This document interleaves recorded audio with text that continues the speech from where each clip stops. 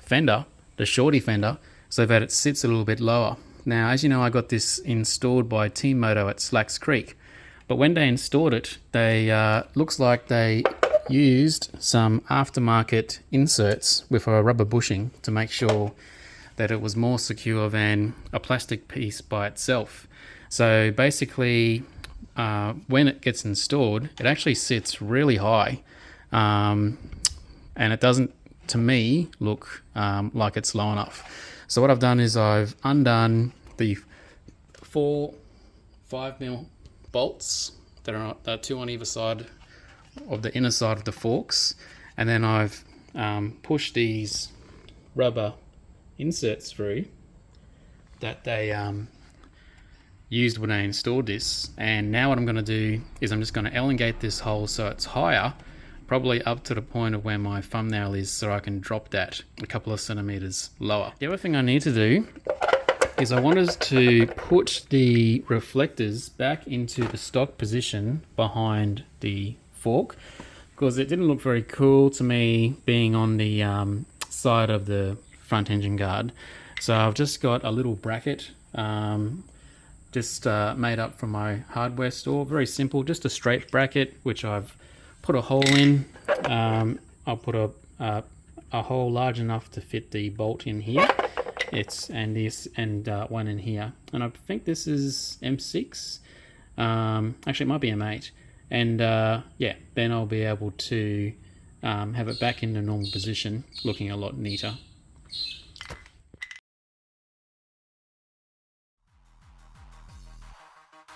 Alright, so here we are with the completed lowered front fender, the shorty fender from K-Speed.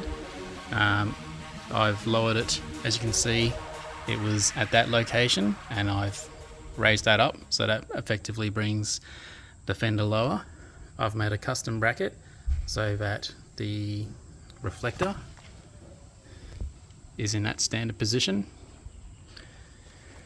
Just some other things I've done as well since you've seen one of my last videos is I've put a new bracket, just a straight bracket from this upper radiator support bolt. Just got some rubber washers in there, metal bracket, should say a large metal washer, rubber, large bracket there, and that just makes the cluster sit higher.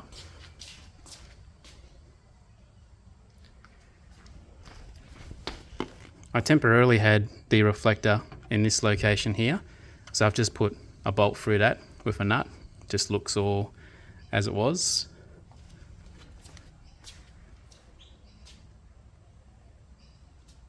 So I haven't done a tremendous lot since the last video, but I've also done a trim restore fusion grey.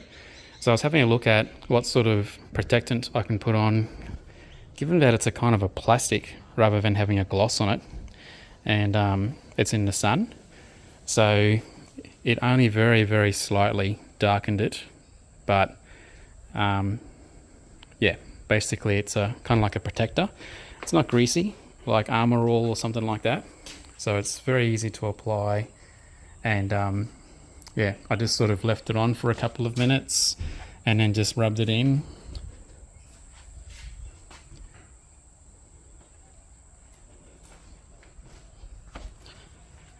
I'm going to have a new video install soon. I'm just waiting for some parts to arrive. One of the next videos I'll have will be the installation of an aftermarket OBD2 reader, which I'm going to try and sit here.